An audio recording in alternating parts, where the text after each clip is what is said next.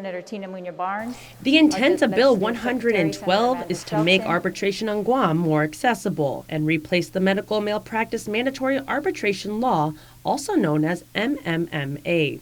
The prime sponsor of the bill, Speaker Therese Terlahi, who introduced the legislation with the assistance of various senators as co-sponsors.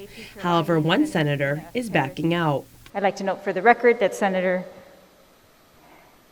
Tina Munoz-Barnes has sent me a letter prior to this hearing, just minutes prior, asking to be removed as sponsor. Vice Speaker Tina Munoz-Barnes sent a letter to Terlahi right before the first of a series of hearings on the bill.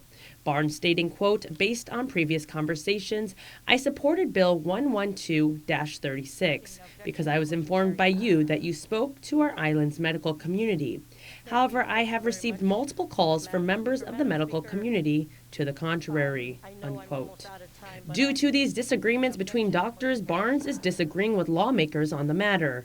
Barnes adds that she has also heard from patients who express concerns with the bill.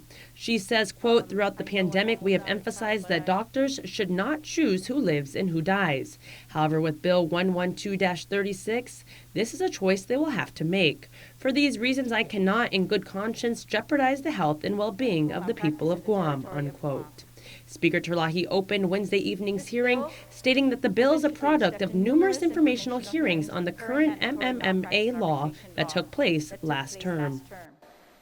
After oversights of the medical licensing boards and other health boards, and careful review of NCSL's analysis of malpractice laws in other jurisdictions.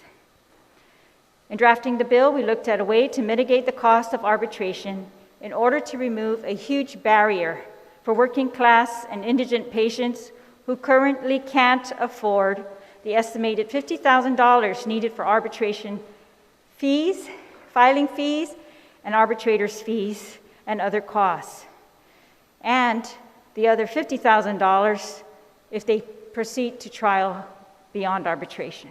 Terlahi says Bill 112 does not make patients win these cases. It gives no preference and simply allows them to seek justice through the legal system. She adds that the measure continues the current policy in Guam law to provide a screening process to protect doctors from frivolous lawsuits. The screening process can be arbitration as agreed by the parties, mediation, or if no agreement otherwise, then the case will be screened by a magistrate judge before it is allowed to go to a trial with a jury. In her withdrawal statement, Barnes attached letters of opposition from medical professionals urging lawmakers to not repeal the current arbitration law. Further public hearings on the bill are slated for Wednesday, July 7th and Monday, July 12th from 5 p.m. to 8:30 p.m. Reporting for Guam's News Network, I'm Adriana Cotero.